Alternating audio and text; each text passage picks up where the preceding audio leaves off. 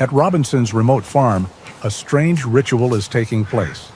The strange German shepherd, ignoring food and rest, does only one thing: dig. For days on end, it claws at the same spot, until its front paws are raw and bleeding, but still, it refuses to stop. As a veteran, Robinson knows this is no game. There's an almost obsessive focus in the dog's actions, an urgency he cannot ignore. He decides to use his old metal detector to check. And then, as the coil sweeps over the hole, a piercing, continuous sound screams through his headphones, signaling that something huge is lying silently right beneath their feet. Please support us by subscribing to the channel. The final miles were a conversation between gravel and rubber. Robinson's old pickup truck, its blue paint faded to the color of a tired sky, complained with every rut and stone on the unpaved road. For the last hour, he hadn't seen another soul, only the endless sentinels of pine and birch that lined the path, their leaves just beginning to blush with the first hints of autumn. This was the Upper Peninsula of Michigan, a place that promised little more than space and silence, and for Robinson, that was everything. He was a man seeking emptiness, a quiet vacuum to counteract the noise that had lived in his head for decades. The city had become a constant assault, its sirens and shouts a cruel echo of a past he could never outrun. Here, the only sounds were the wind whispering through the trees and the low rumble of his engine. It was a good start. The truck crested a small hill, and there it was, the property. A listing on a forgotten corner of the internet, sold as is by a bank that had likely never sent a representative this far north. It was perfect.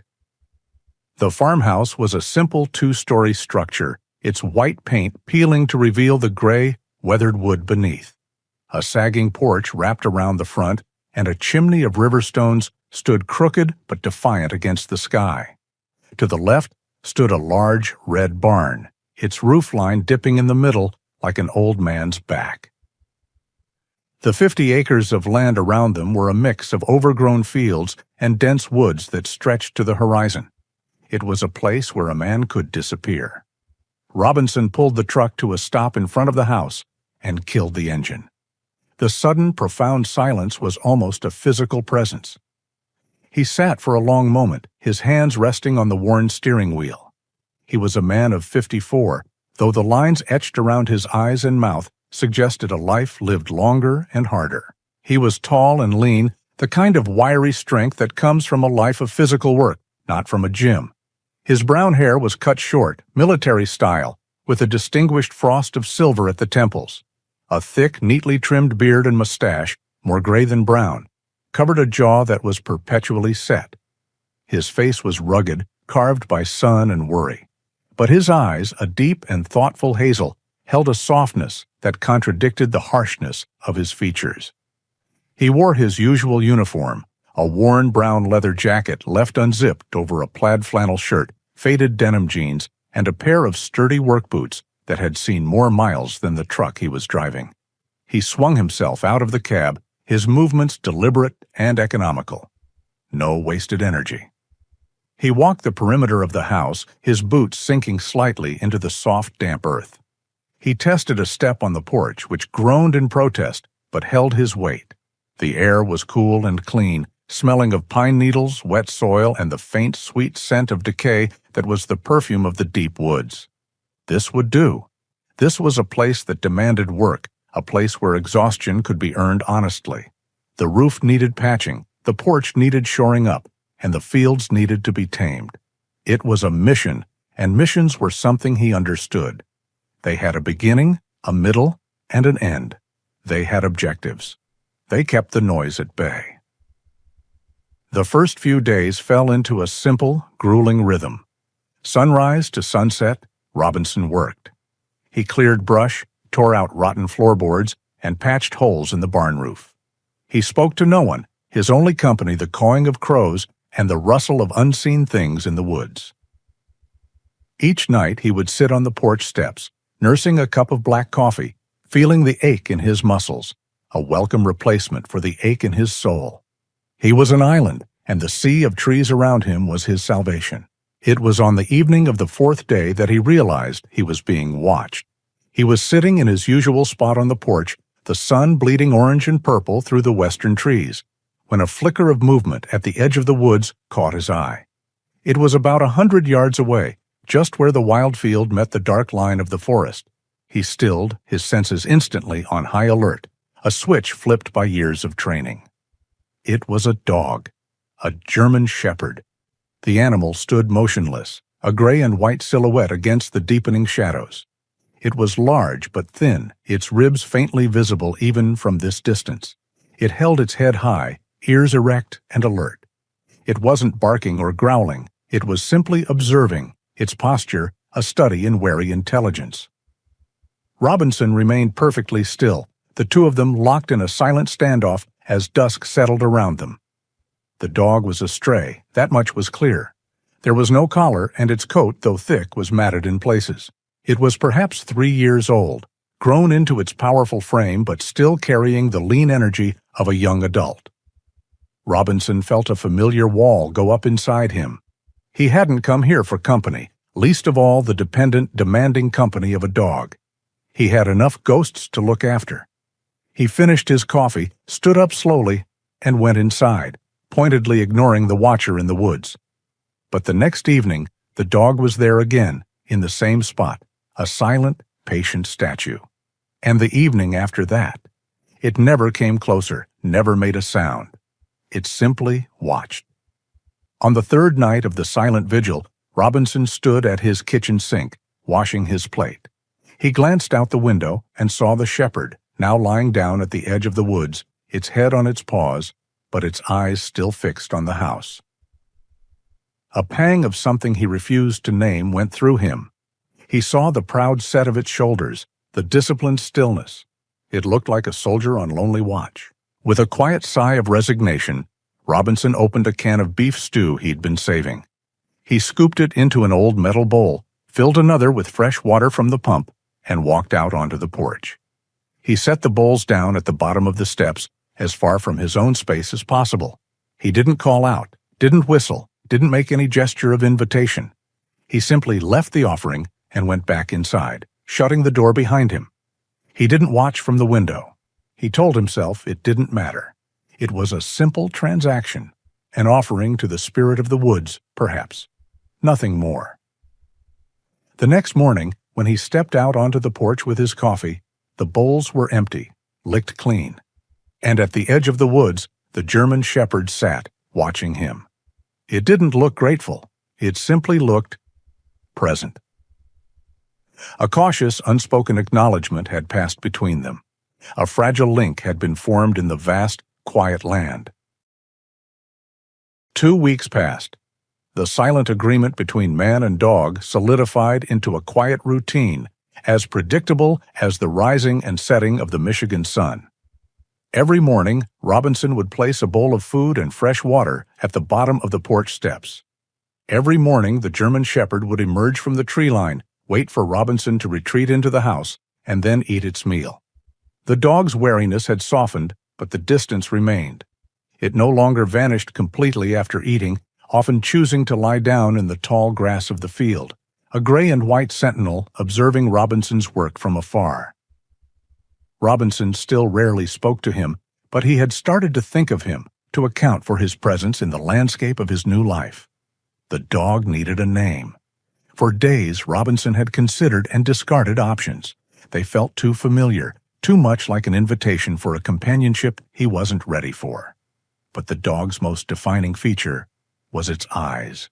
They were constantly scanning, observing, taking in every detail of the environment with a calm, methodical intensity. They missed nothing. It reminded Robinson of the old rotating dishes he used to see on military bases, sweeping the horizon for threats. One afternoon, as he watched the dog track the flight of a hawk across the sky, the name came to him, simple and functional. Radar. It fit. It acknowledged the dog's nature without demanding affection. It was a name a soldier would give a piece of essential equipment. The work on the farm was slow but steady. Robinson had repaired the worst of the leaks in the barn roof and had begun the painstaking process of replacing the rotted joists in the farmhouse floor. The physical labor was a balm, leaving him too tired at night for the memories to gain their usual foothold. The silence he had craved was his constant companion.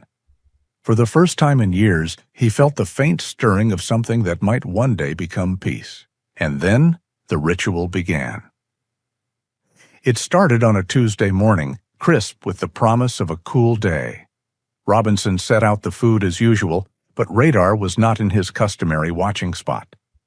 Robinson scanned the field and found him 100 yards from the barn in a patch of weeds and overgrown clover. He was digging. Robinson thought nothing of it at first. The fields were likely riddled with gophers and field mice. It was normal dog behavior. He turned his attention to cutting a new support beam for the porch. Hours passed, filled with the rhythmic rasp of his handsaw and the clean scent of fresh-cut pine. Around noon, he paused to wipe the sweat from his brow and looked out at the field. Radar was still there, in the exact same spot. The hole was visibly larger now, a dark scar of overturned earth in the green and gold field. Dirt flew from between the dog's powerful front legs in steady, rhythmic sprays. His entire body was focused on the task, muscles taut, tail low. Robinson watched for a full minute. There was no playful pause, no sniffing the air for a lost scent. It was pure, relentless work. A flicker of unease went through him. He pushed the feeling aside and went back to his work. But he found his gaze drifting to the field more and more often. By the time the sun began to dip low, Radar was still digging. His movements were slower now, his sides heaving with exhaustion, but he had not stopped. When Robinson put out the evening meal, Radar ignored it completely, a first since his arrival. He simply left his hole long enough to lap greedily from the water bowl before trotting right back to continue his strange project. The next morning, the unease in Robinson's gut had grown into a cold knot of certainty. This was wrong. He woke to the sight of Radar, already at the hole, digging with a renewed frenzy. Robinson walked out into the field, stopping about 30 feet away so as not to spook him. The hole was deep now, a proper pit. Yop-ee-ee. "Hey!" Robinson's voice was rough from disuse. "That's enough. Leave it." Radar stopped instantly. He looked up, his intelligent eyes meeting Robinson's. A low whine escaped his throat, a sound of profound frustration. His snout and paws were caked in mud. Then, as if Robinson hadn't spoken at all, he lowered his head and resumed digging with fierce determination. Robinson stood there, baffled and deeply troubled. He had worked with dogs before, years ago. Sentry dogs, detection dogs. He knew what single-minded focus looked like. It was a trait bred and trained into them.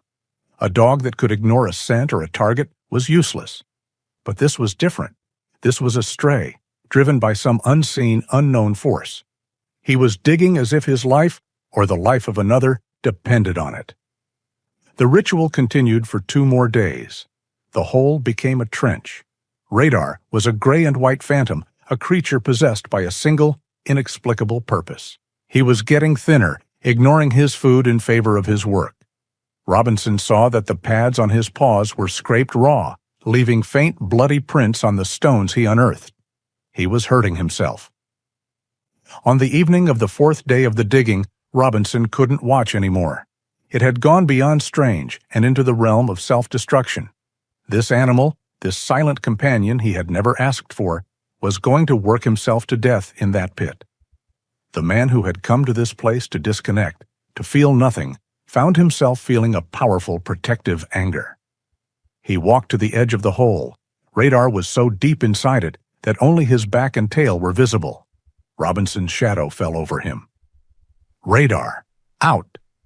His voice was a low command, the tone he would have used on a soldier. The digging stopped. Slowly, the dog backed out of the hole, panting heavily, his body trembling with exhaustion. He looked up at Robinson, mud dripping from his whiskers. He didn't look defiant. He looked expectant, as if to say, "Well, do you see it now?" Robinson stared down into the dark, damp earth. The hole was at least 4 feet deep. He saw nothing but dirt, roots, and rocks. But he knew, with the chilling certainty of a man who had trusted his life to the instincts of animals in war zones, that Radar would not stop. He would dig until his heart gave out. Whatever was down there, the dog believed it was a matter of life and death. And Robinson, looking at the raw paws and the unwavering loyalty in those exhausted eyes, realized he had a choice.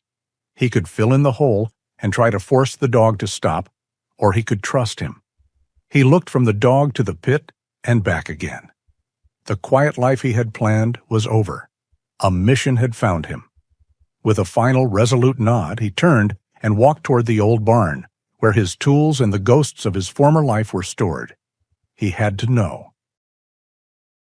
The barn was a cathedral of dust and shadows. Sunlight streamed through the gaps in the warped siding, illuminating swirling motes of hay and forgotten history. The air was thick with the smell of old wood, dry earth, and the faint metallic tang of rust. While one half of the barn was filled with decaying farm equipment from a bygone era, the other half was Robinson's domain. Here, against the wall, stood 3 olive-drab footlockers, their stenciled lettering faded, but still legible. They were relics from his former life, a life he had tried to pack away as neatly as the gear within them. Radar followed him inside, his claws making soft clicking sounds on the concrete floor. The dog seemed to sense the shift in his companion. The quiet farmer was gone, replaced by someone more focused, more intense. Robinson knelt and unlatched the center locker. The hinges groaned in protest.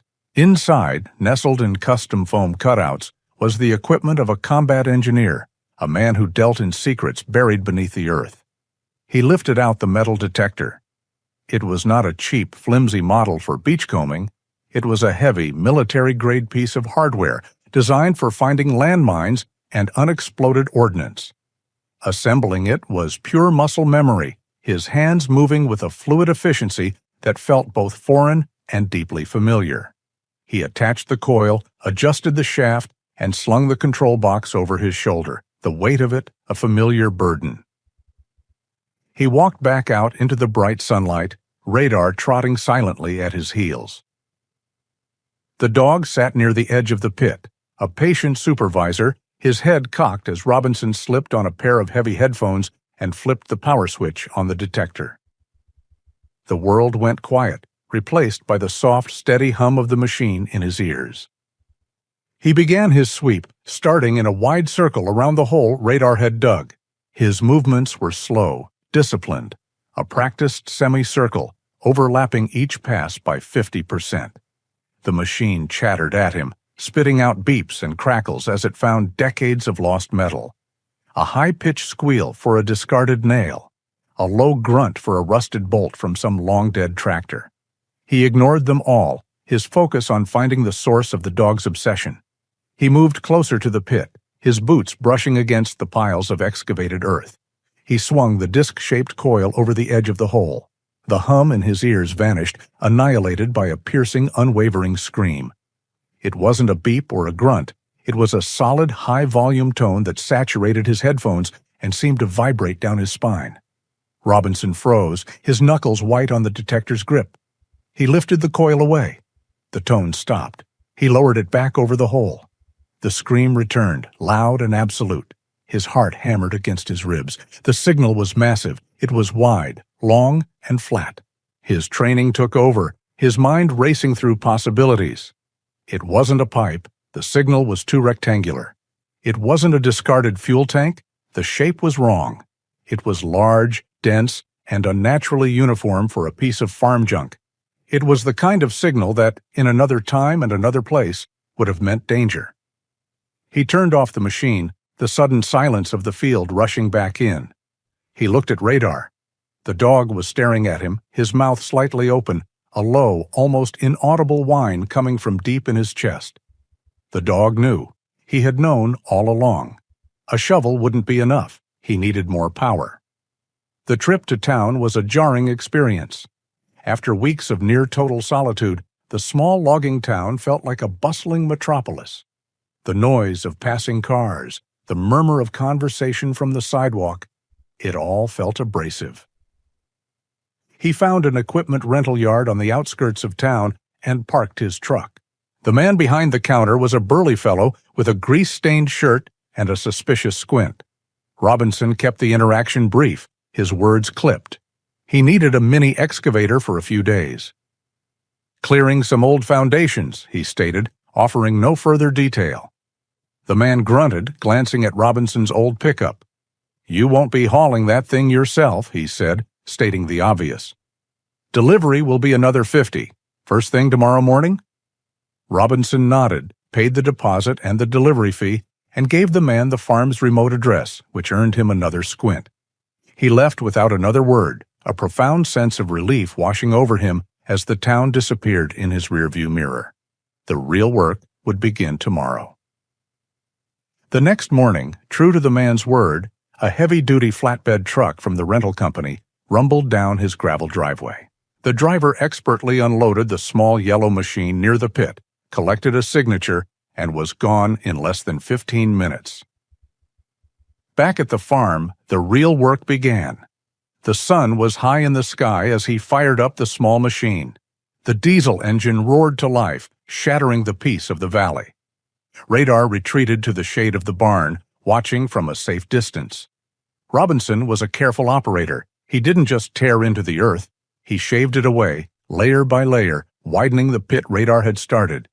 The bucket of the backhoe took bite after bite of the dark, rich soil. The hole grew from 4 feet deep to 5, then 6. The air grew cooler, smelling of damp clay and deep earth. Still nothing. He began to wonder if the detector had been wrong, if he was just on a fool's errand driven by a dog's strange fixation. He pushed the bucket down for another scoop, deeper this time. It bit into the soil, and as he pulled back on the lever, he felt a jarring shudder run through the entire machine, followed by a sound that made his teeth ache. A high, grating screech of steel scraping against steel. He killed the engine instantly. The roar died, leaving a ringing in his ears. He scrambled out of the cab and half slid into the pit. The spot where the bucket had hit was scraped bare. With his hands and then a shovel, he began to frantically clear away the surrounding earth. The soil was dense and heavy, mixed with stones. He worked until his shoulders burned, sweat stinging his eyes.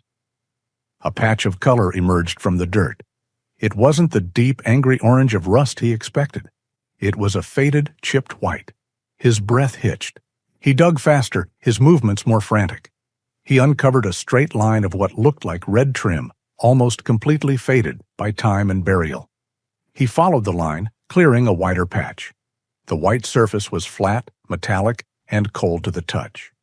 He kept digging, his mind refusing to form a conclusion, refusing to believe what his eyes were starting to see. He cleared another square foot of dirt, wiping it away with his glove. And there they were, faded, cracked, and peeling, but still legible.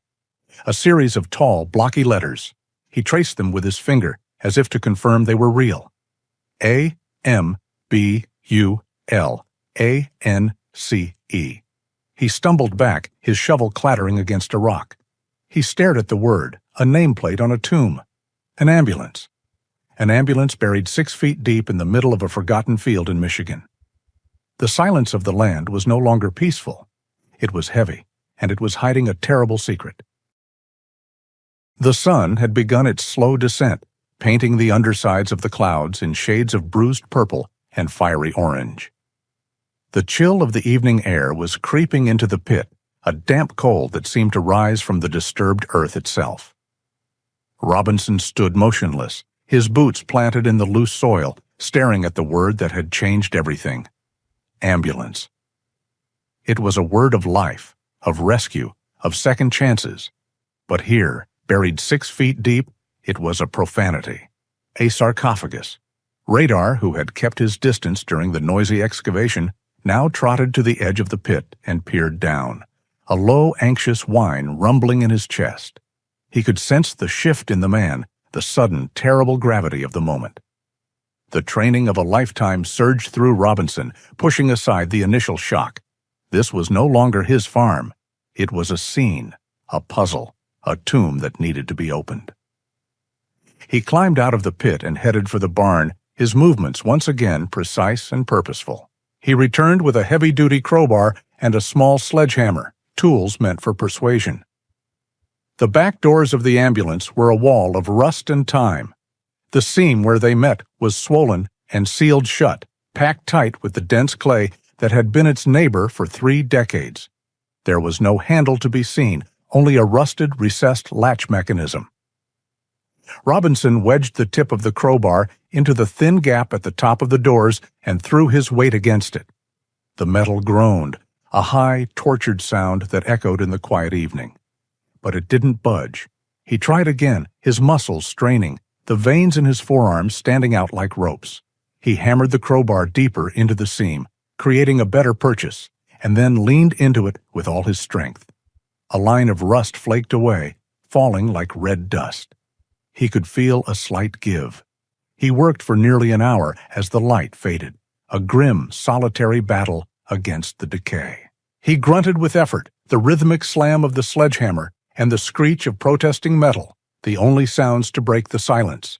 Finally, with a deafening crack that sounded like a breaking bone, one of the locking mechanisms inside the door shattered. The right side door shuddered and swung inward a few inches. Panting, Robinson dropped his tools and pulled at the edge of the door. It moved slowly, scraping against the packed earth inside until it was open just enough for him to squeeze through. He retrieved a heavy flashlight from his workshop and aimed its powerful beam into the darkness. He had expected to see an interior, a gurney, medical cabinets, an empty space where life had once been saved. He was met with a solid wall of black earth.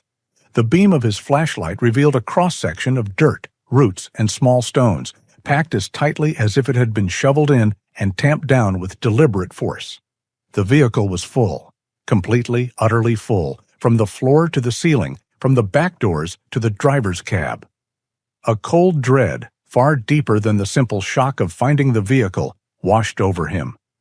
This was not a panicked disposal. This was a methodical, laborious entombment.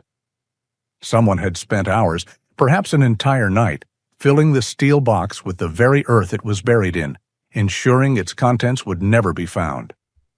He took a deep breath, the air tasting of metal and damp soil. There was no turning back now. He retrieved a smaller military-style entrenching tool from his footlocker.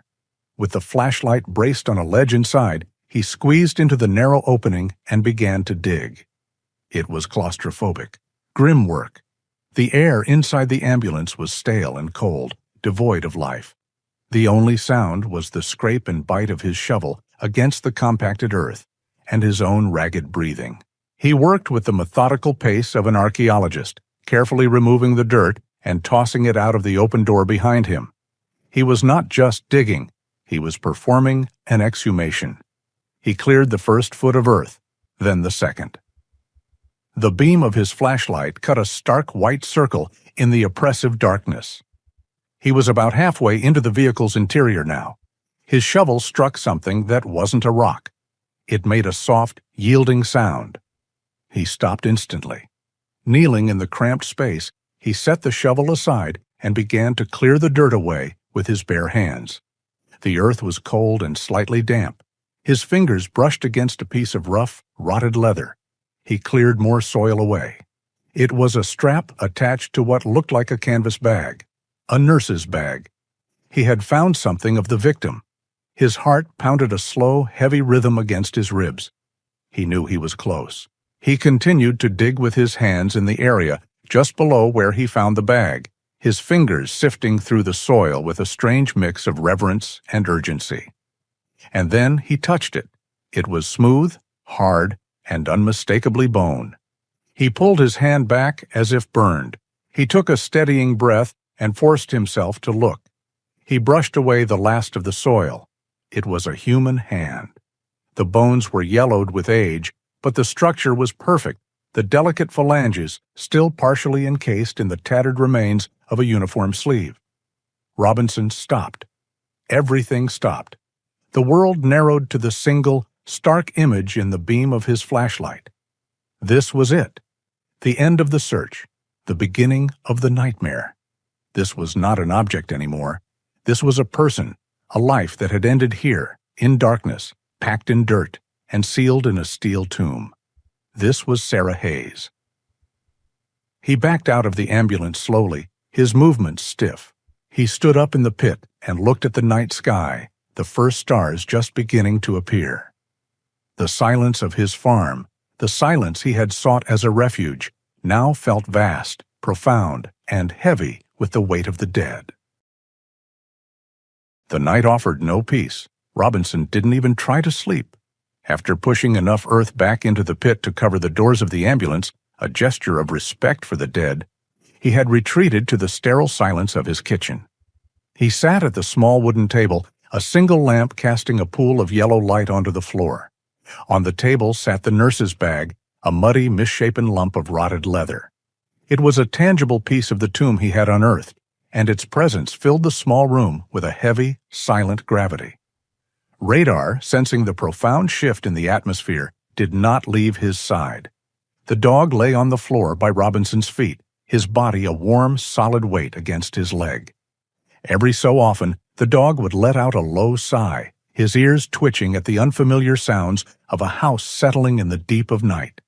He offered no demands, only a steady, comforting presence. For the first time, Robinson was grateful he wasn't truly alone.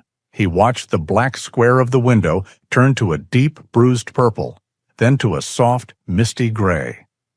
Dawn was breaking. With the first light came a renewed sense of purpose, a clarity that cut through the fog of shock. He had a duty now, not just to himself, but to the person whose name he did not yet know. He carried the bag to the large farmhouse sink. It was stiff with decades of dried mud, the leather cracked and fragile. He turned on the tap, letting a gentle stream of cold water run over it. Using a soft-bristled brush he'd been using for cleaning tools, he began the slow, meticulous process of cleaning the artifact. He worked with the patience of a man diffusing a bomb, each stroke of the brush deliberate. Flakes of mud dissolved, revealing the dark water-stained leather beneath. He cleaned the rusted metal clasps, the rotted stitching, his hands moving with a strange reverence. He wasn't just cleaning a bag, he was trying to honor the life it had belonged to. After nearly an hour, the bag was as clean as it was ever going to be. He laid a clean, dry towel on the kitchen table and placed the bag upon it. The metal clasps were fused shut with rust. He fetched a small pry tool and a can of penetrating oil from his workshop. With a surgeon's care, he worked the oil into the mechanism and gently pried. There was a sharp crack, and the main clasp gave way. The smell that rose from the bag was one of deep, damp earth and faint, medicinal decay. The interior was packed solid with the same dense soil that had filled the ambulance. Robinson took a deep breath and began to excavate. He emptied the contents onto the towel, a small, sad pile of earth and secrets.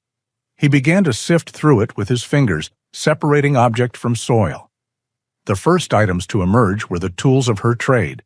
A stethoscope, its rubber tubing hardened and cracked, fell apart in his hands. A rolled-up blood pressure cuff, the canvas stained and moldy. A pair of surgical scissors, the steel pitted with rust. A thermometer in a plastic case. These were the things she carried every day, the instruments of a caregiver. They painted a partial picture of a woman dedicated to helping others. He continued his search, his fingers probing the dense soil. He felt the hard, rectangular outline of a wallet. His heart beat a little faster. He pulled it out and carefully wiped it clean. It was a simple leather bifold, warped and stiff. He worked it open. Tucked behind a cloudy yellowed plastic window was a Michigan driver's license, issued in the year 1993. The photograph was faded, a ghost of an image, but he could still make out the face. It was a young woman, perhaps in her early 20s, with a wide, hopeful smile and bright, intelligent eyes. Her hair was light, pulled back from her face. She looked full of a life that was waiting to be lived. And below the photo, the name, printed in crisp official lettering, Sarah Hayes. Robinson said the name aloud, his voice a low whisper in the quiet kitchen. Sarah Hayes. Giving her a name made it real, transforming the anonymous remains in the field into a person, a woman with a smile and a story. He felt a profound sense of responsibility settle over him. He examined the rest of the wallet: a few dollars in faded bills, a library card, a photograph of an older, smiling couple who must have been her parents. Then, tucked into a small side pocket, he felt something hard and small. He worked it out with his fingertip. It was a single, heavy cufflink made of sterling silver, now tarnished to a deep black.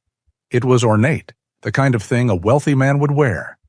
He polished its flat surface with the rough skin of his thumb, rubbing away the decades of grime. An elegant, stylized monogram emerged from the darkness. The letters were intertwined, but he could clearly make them out. FC. He set the cufflink down next to the driver's license. Sarah Hayes and FC. The first two pieces of a puzzle he never wanted to solve. There was one last item at the bottom of the bag, something his fingers had identified as a small plastic rectangle. He pulled it out. It was a microcassette recorder, a popular model from the early 1990s. Its plastic casing was caked in mud, and the battery compartment was corroded. It looked like a useless piece of junk, but through the small window, he could see the tiny spools of a tape were still inside. He knew that magnetic tape, if the cassette shell had remained sealed, could sometimes survive conditions that would destroy paper.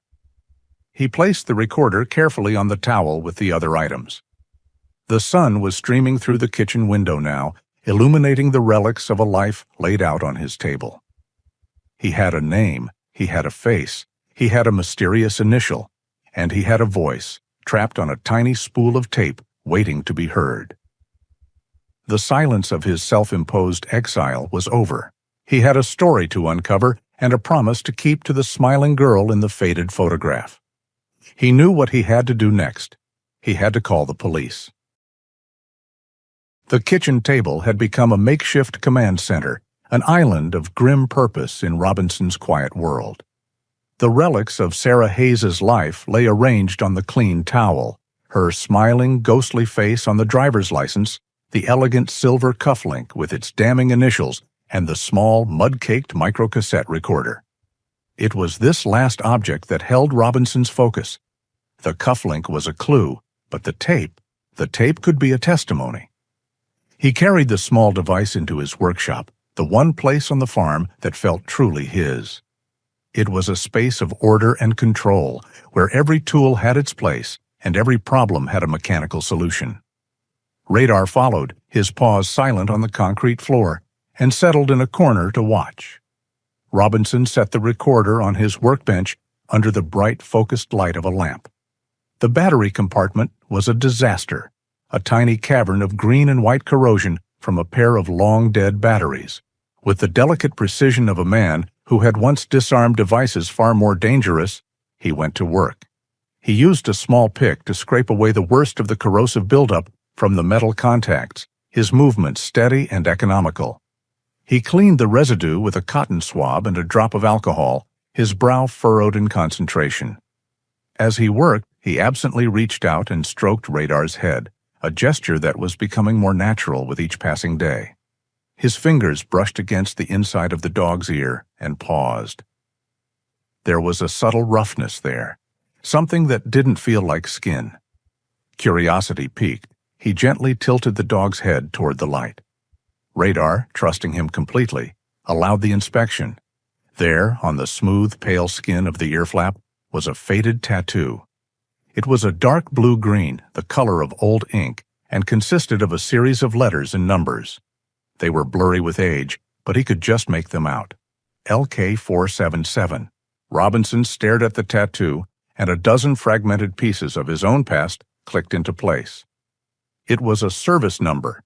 He had seen tattoos just like it on military working dogs, on canine unit dogs at the bases where he'd served.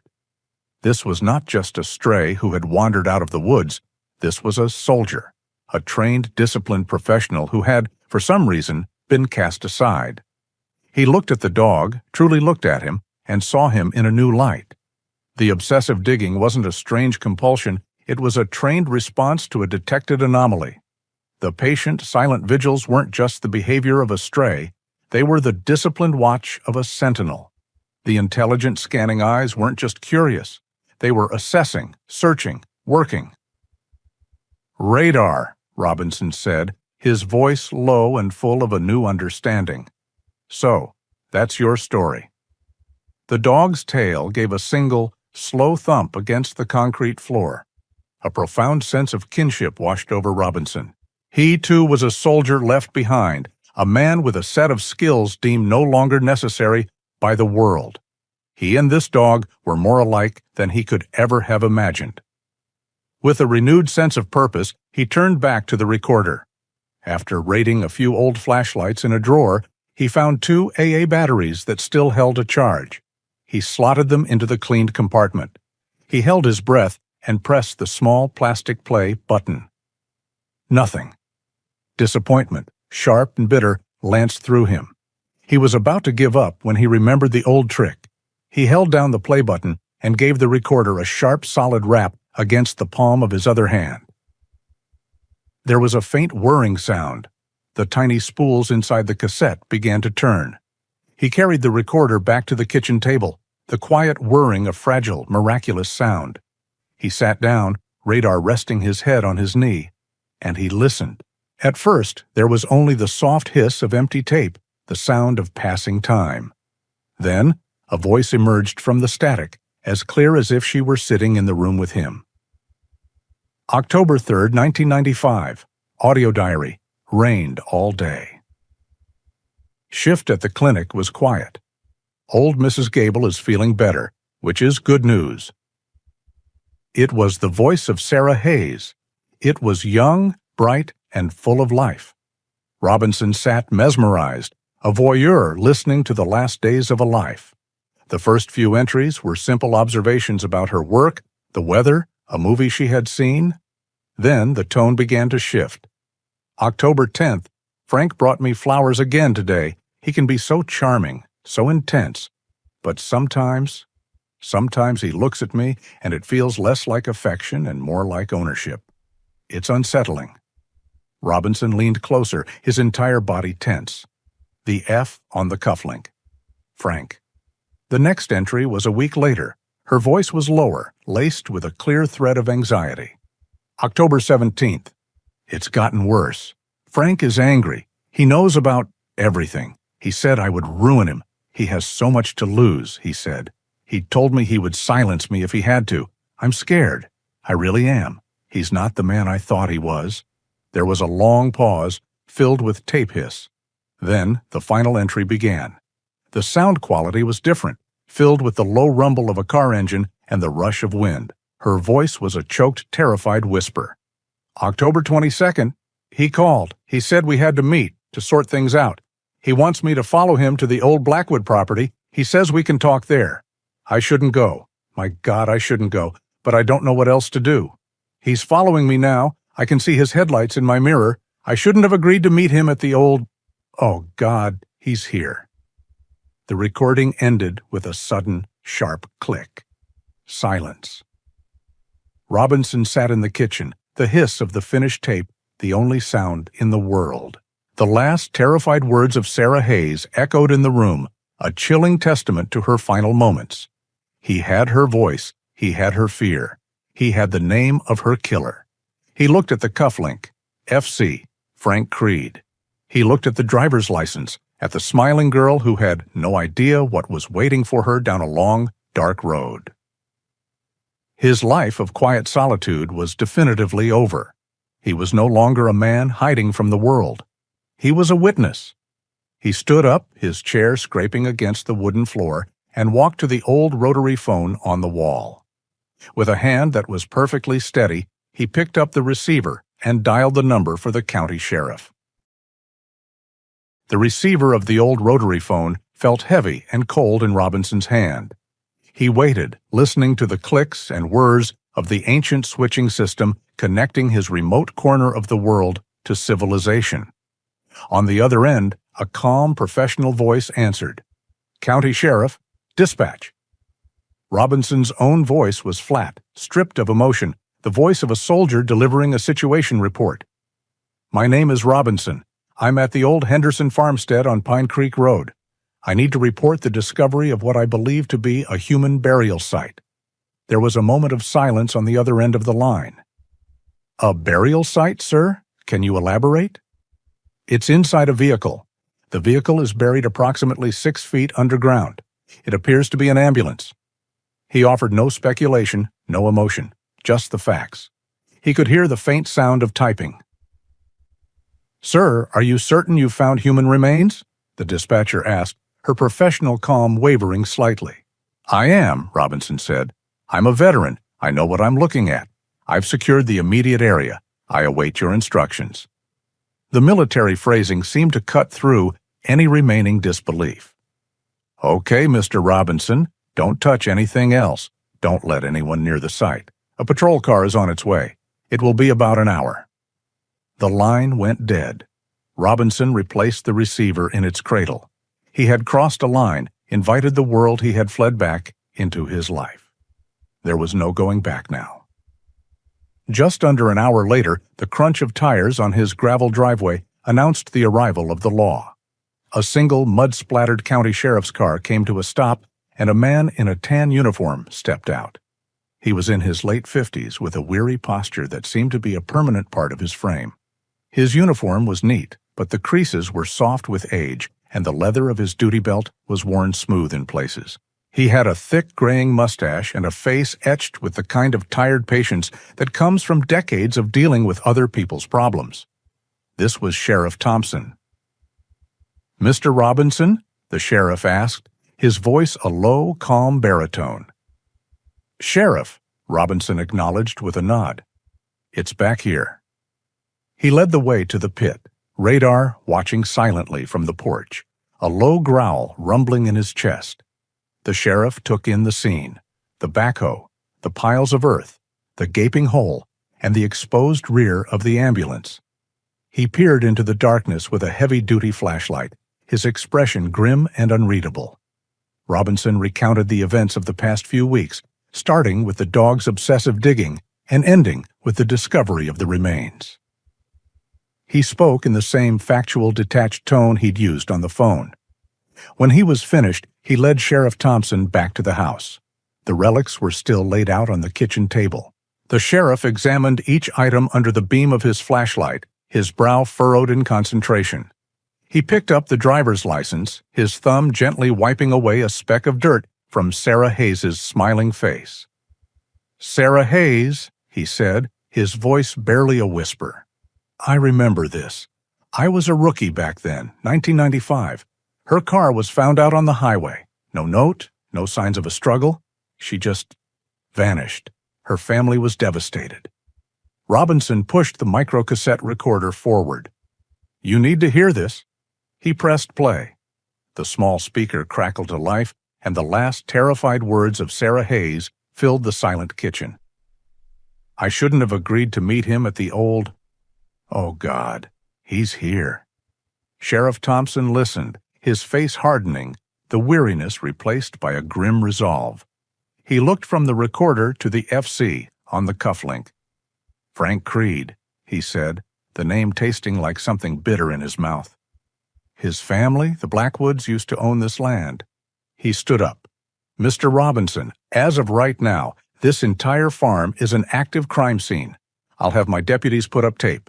I need you to stay in the house and not disturb anything further. We'll take it from here." For 2 days, the farm was a hub of quiet official activity.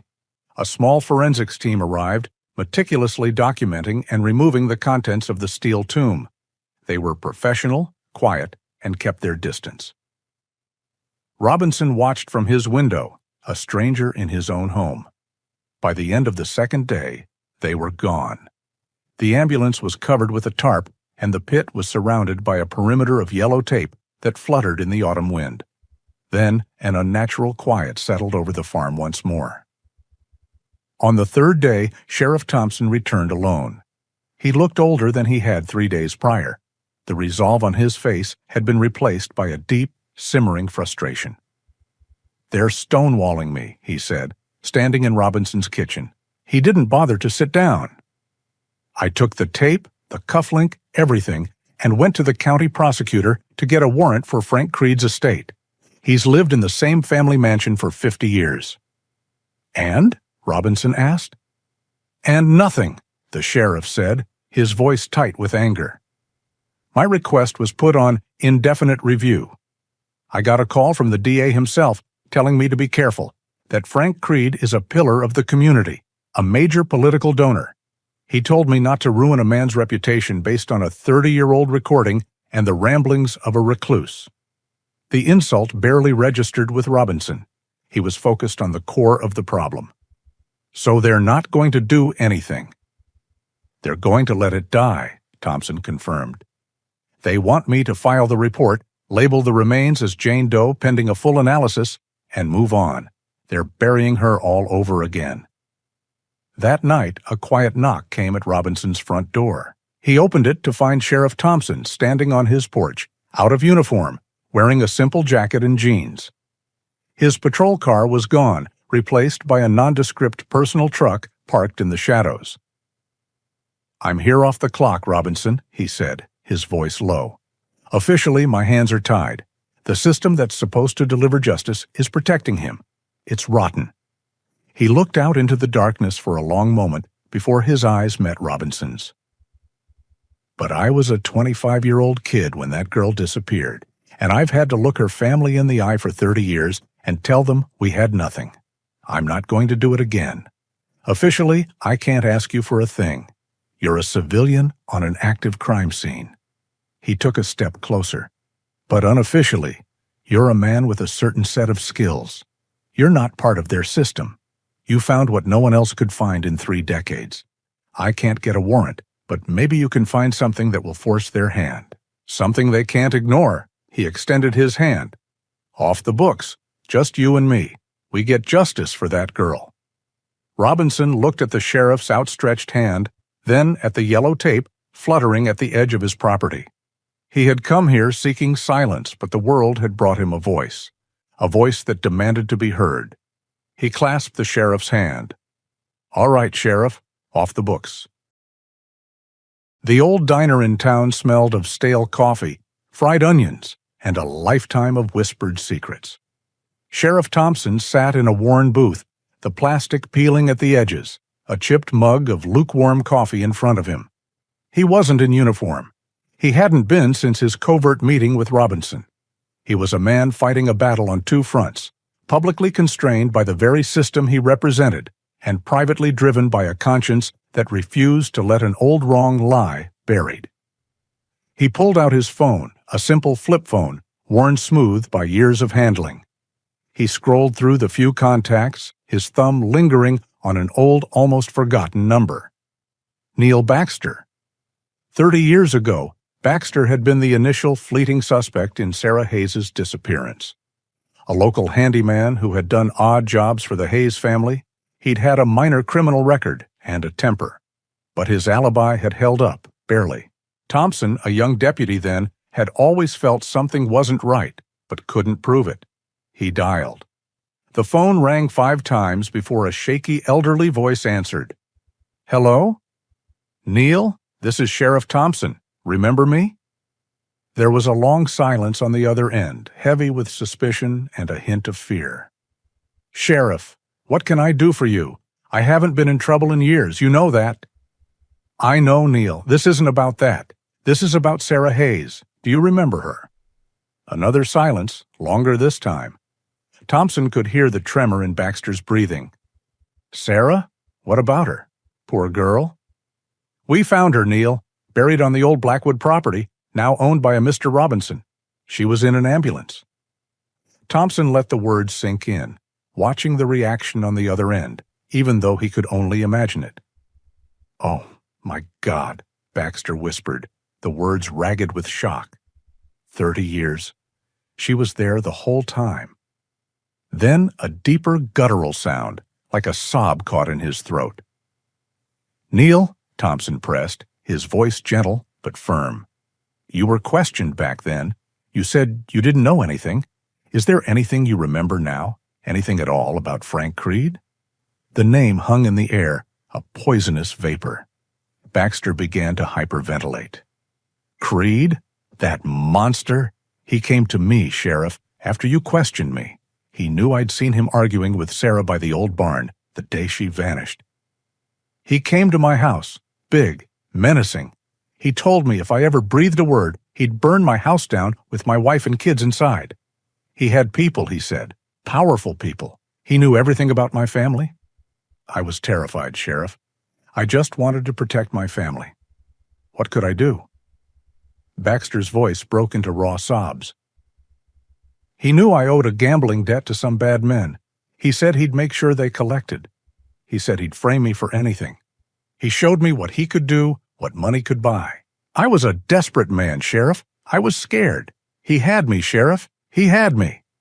Thompson listened, a cold fury rising in his chest. It's all right, Neil. You did what you had to do. Thank you for telling me. He hung up the phone, his hand trembling. The old weariness was gone, replaced by a steely resolve. Frank Creed was not just a powerful man. He was a monster, a man who had not only murdered, but had systematically terrorized innocent people to cover his tracks. Thompson had just found the motivation he needed. Meanwhile, Robinson was working on his own front. He had called an old contact from his service days, a grizzled sergeant who ran a canine training facility for retired military dogs. The sergeant had listened patiently to Robinson's request. A German shepherd, male, gray and white coat, about 3 years old when he appeared. Tattooed ear, LK477. LK477, you say? The sergeant's voice was raspy.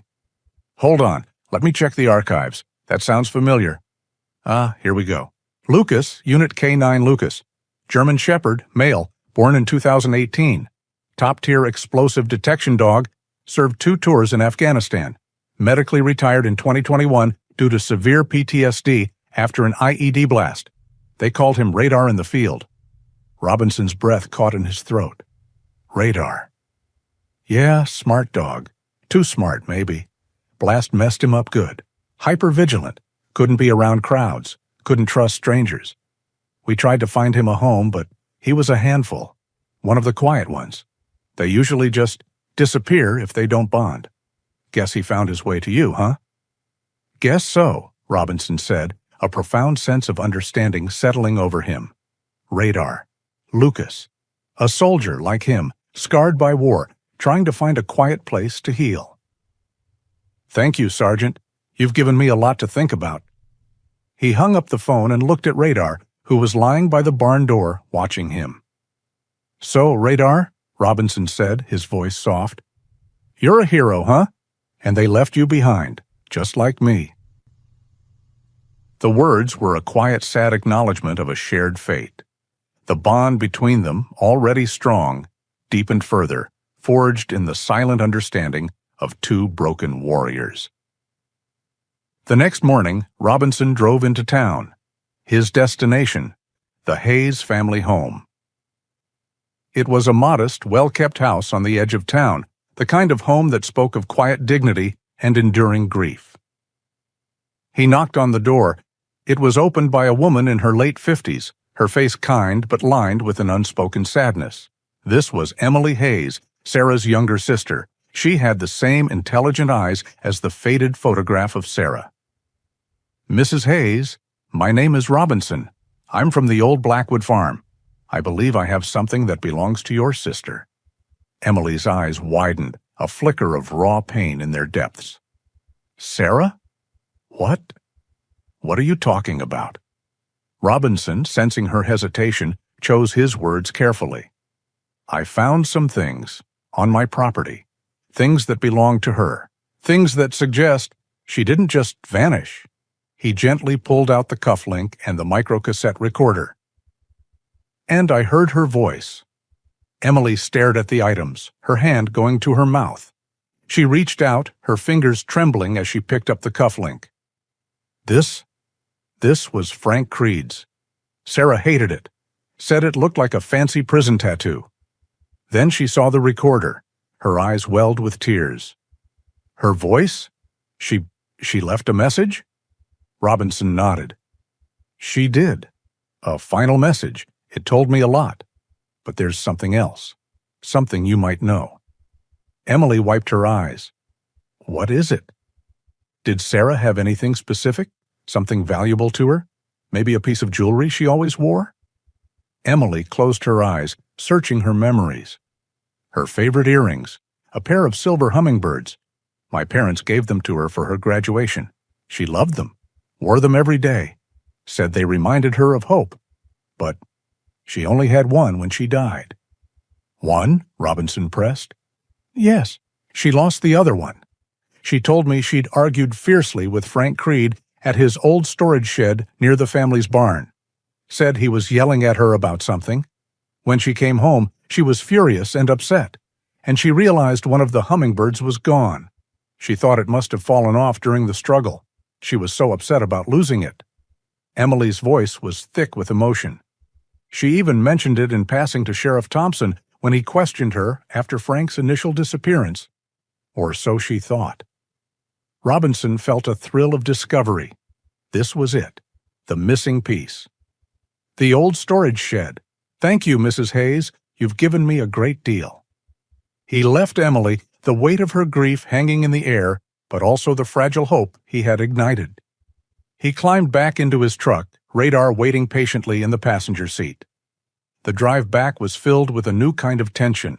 He had the missing piece, the final physical evidence that could link Creed directly to the scene of the crime. But he knew Frank Creed was watching. The old worn pickup seemed to crawl. He drove past a black sedan parked inconspicuously on the side of a deserted stretch of road. The tinted windows made it impossible to see inside. Robinson's eyes narrowed.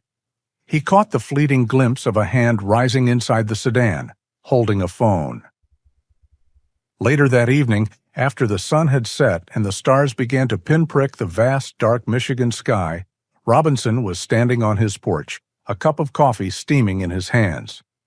He heard a soft rustling sound from the shadows near his woodshed. Radar, who had been dozing at his feet, suddenly stiffened, his head lifting, a low, guttural growl rumbling deep in his chest. The growl escalated into a fierce, territorial bark.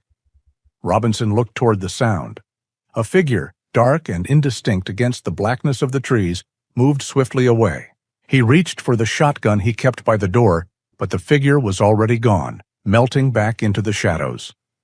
He stood there for a long moment, the shotgun heavy in his hands, Radar pacing nervously beside him, his hackles raised.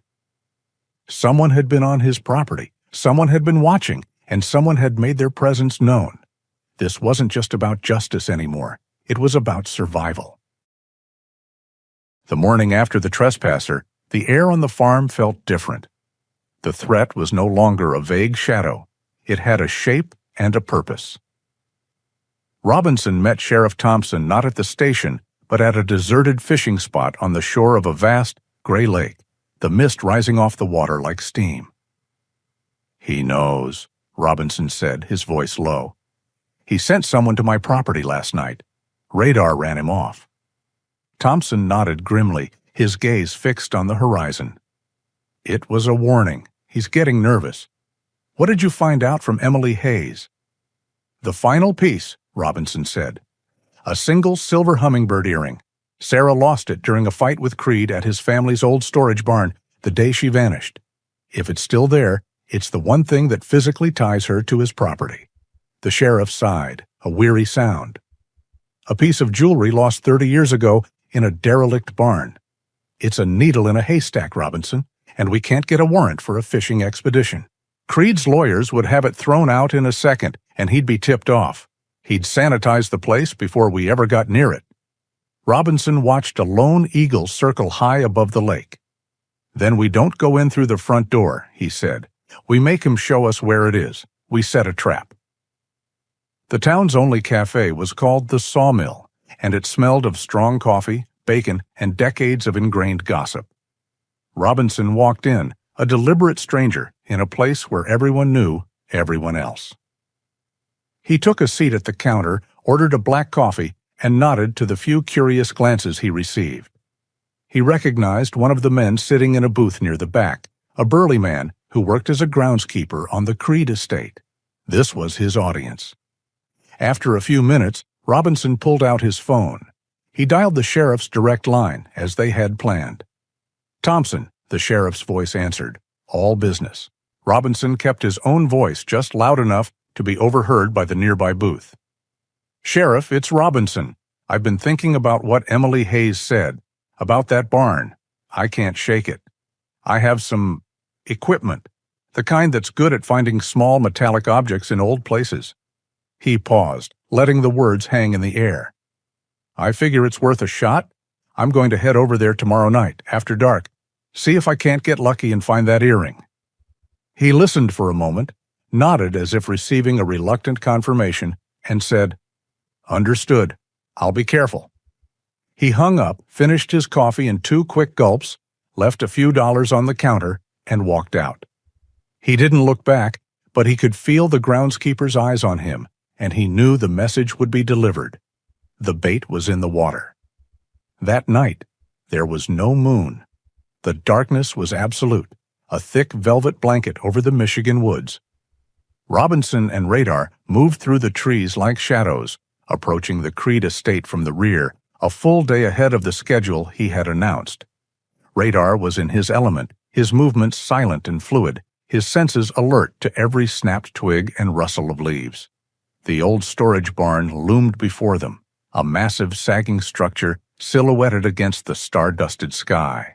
It was even bigger than his own, a relic from the Blackwood family's more prosperous days. Robinson used a pair of heavy bolt cutters on the rusted chain and padlock, the snap of the metal unnaturally loud in the silence. He pushed the heavy door open just enough to slip through, Radar at his heels. The air inside was cold and stagnant, thick with the ghosts of old hay, dust, and gasoline. Robinson switched on his flashlight, its beam cutting a sharp cone through the darkness, illuminating a cavernous space filled with forgotten machinery and dust-shrouded junk. He pulled out his metal detector, the same one he'd used at his own farm. He began a slow, methodical sweep, but it was nearly impossible. The ground was littered with old bolts, nails, pieces of tin, and discarded engine parts. The detector chattered and screamed with 100 false positives. It was exactly the haystack he and the sheriff had feared.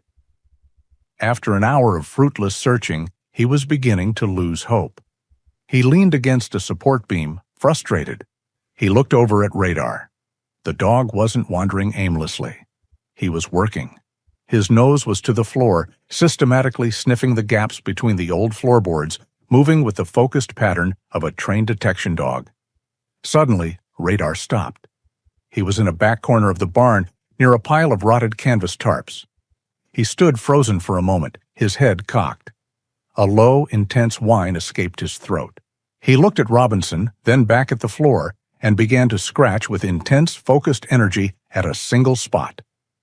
"What is it, boy?" Robinson whispered. He brought the flashlight over. Radar was clawing at the edge of a single, wide floorboard. Robinson could see nothing unusual, but he trusted the dog's instincts. He wedged his crowbar into the seam and pried. The old wood groaned and splintered before finally coming loose. He aimed the beam into the dark, dusty space below. It was a shallow crawl space filled with dirt and cobwebs, and there, in the center of the beam of light, was the source of Radar's fixation. The shattered, iridescent remains of a small glass perfume bottle lay scattered in the dirt. The faint, cloying scent of 30-year-old perfume, long since turned to dust, still clung to the air. And nestled amongst the glass fragments, winking in the light, was a small, tarnished piece of silver. A hummingbird, its wings outstretched in flight. He reached down and picked it up. The final piece. As his fingers closed around it, he heard a sound from outside, the crunch of tires on the gravel track leading to the barn. A car engine being cut, a car door slamming shut. Frank Creed had taken the bait. Robinson pocketed the earring and switched off his flashlight, plunging the barn into blackness. He put a hand on Radar's back, a silent command to stay. The barn door creaked open, and a powerful flashlight beam sliced through the darkness. "I know you're in here," Frank Creed's voice boomed, arrogant and cold. "Thought you could sneak around on my property, did you? The old soldier playing detective." Creed stepped inside, a stout, imposing figure even in his old age. He swept the beam around the barn, finally landing on Robinson, who stood unmoving in the center of the floor. Creed's eyes widened for a fraction of a second when he saw him, a flicker of surprise that he was a day early. But his arrogance quickly took over. "So, you found my little hideaway. What do you think you're going to do? No one will believe a broken-down hermit over me." "It's over, Frank," Robinson said, his voice calm and even. Creed laughed, a harsh, ugly sound. "Over? It was over 30 years ago when I put that little fool in the ground. She was going to ruin me, you understand? Her and her pathetic little secret. I buried her once. I have no problem burying you right next to her." He took a step forward, raising a heavy tire iron he held in his other hand. "No one will ever find you." "You're wrong," Robinson said. As Creed lunged, the massive barn doors burst open from behind him. Two powerful floodlights mounted on patrol cars ignited, bathing the entire barn in brilliant, blinding light. Sheriff Thompson stood in the doorway, his service weapon drawn and steady. "Frank Creed," the sheriff's voice boomed, clear and cold. "You're under arrest for the murder of Sarah Hayes." Creed froze, caught in the glare, his face a mask of pure, unadulterated shock and disbelief. He had walked right into the trap. The arrogant monster, who had believed himself to be untouchable for 3 decades, was finally cornered. The clicking sound of the handcuffs echoed in the vast, silent barn. The flashing red and blue lights painted the old barn in chaotic, strobing colors, a frantic heartbeat in the deep, silent woods. For Robinson, the world seemed to slow down. He was a witness now, his part in the drama concluded. He watched as a dazed and defeated Frank Creed, stripped of his arrogance and power, was placed in the back of a patrol car. The man who had been a ghost haunting this community for 30 years was finally just a bitter old man in handcuffs. Sheriff Thompson approached him, the exhaustion on his face replaced by a profound, weary relief. "You did it, Robinson," he said, his voice quiet but full of respect. "You and that dog of yours. You did what the rest of us couldn't in 3 decades." Robinson simply nodded, his gaze distant. He felt no triumph, no thrill of victory.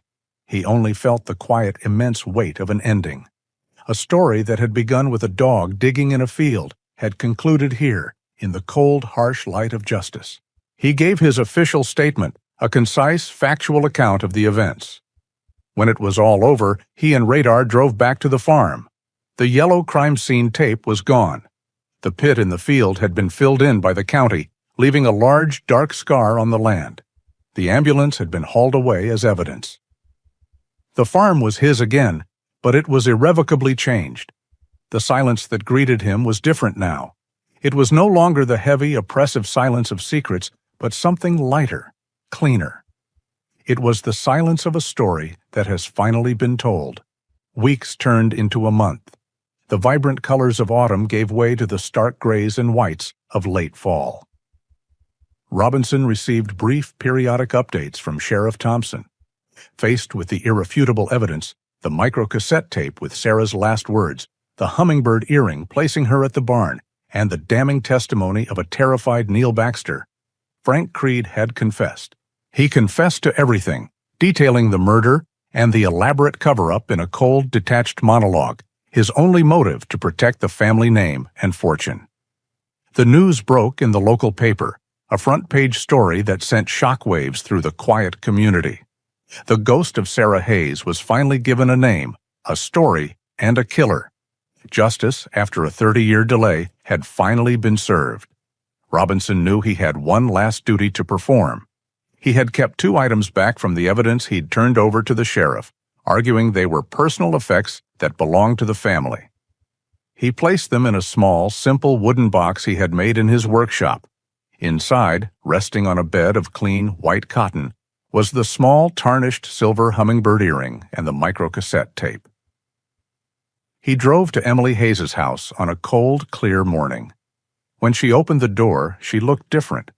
The weary, haunted look in her eyes was gone, replaced by a deep, quiet sorrow. It was the grief of finality, of knowing, which was a world away from the corrosive pain of uncertainty she had lived with for most of her life. She invited him in for coffee. They sat in her living room, a space filled with photographs of a life lived, of children and grandchildren, all watched over by a framed picture of a smiling, vibrant Sarah Hayes on the mantelpiece. They didn't speak of the case or of Frank Creed. They spoke of the changing seasons, of the harsh winters in the Upper Peninsula. Then, after a comfortable silence, Robinson placed the small wooden box on the table between them. "I believe these belong to you," he said softly. Emily opened the box. Her breath caught in her throat. She looked at the single, delicate earring, the symbol of the hope her sister had cherished. Then her eyes fell on the cassette tape. She reached out with a trembling hand and picked it up, holding it as if it were the most precious, fragile thing in the world.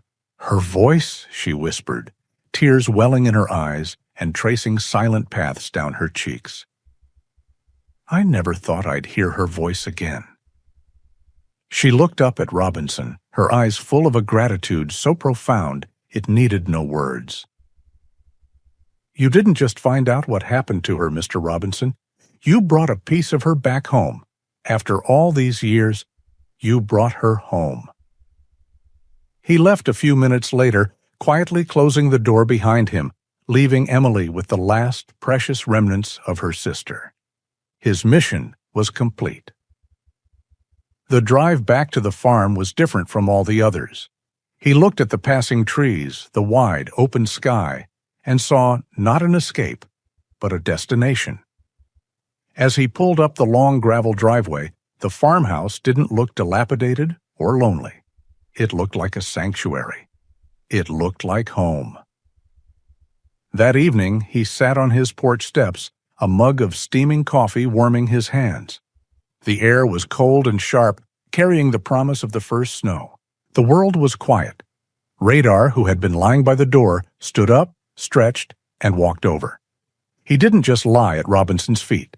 He rested his heavy, noble head on Robinson's knee, looking up at him with those deep, intelligent eyes.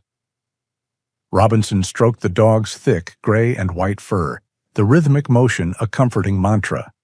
He looked out over the field where the scar was already beginning to fade, where new grass would grow in the spring. He had come to this place seeking a silence that could drown out the ghosts of his past. He had wanted to disconnect, to build walls, to be left alone. But the land had other plans. It had given him a mission, and the mission had given him a partner. In fighting for a ghost from the past, he had found a reason to live in the present. He had confronted a darkness far older than his own and had brought it into the light. And in doing so, some of the darkness inside him had retreated as well. He looked down at the magnificent animal resting against him. Radar, the canine soldier, discarded and left behind. Robinson, the combat engineer, haunted and withdrawn. Two old soldiers who had found each other in the quiet woods of Michigan. They had completed one final unexpected mission. And here, in the profound, peaceful silence of the coming night, they had finally, truly, found their way home. Sometimes the deepest silence isn't found in solitude, but in the quiet companionship of a loyal friend. It shows us that a shared purpose can heal the oldest wounds, and a journey toward justice for another can often be the road back to ourselves. If stories like this one, of loyalty and unexpected healing, resonate with you, we would be honored to have you join our community by subscribing. Your thoughts in the comments help us all share in these journeys, and sharing this tale helps it find a home with others who understand. The journey doesn't have to end here. Another story with another loyal companion has just appeared on your screen, waiting to be discovered.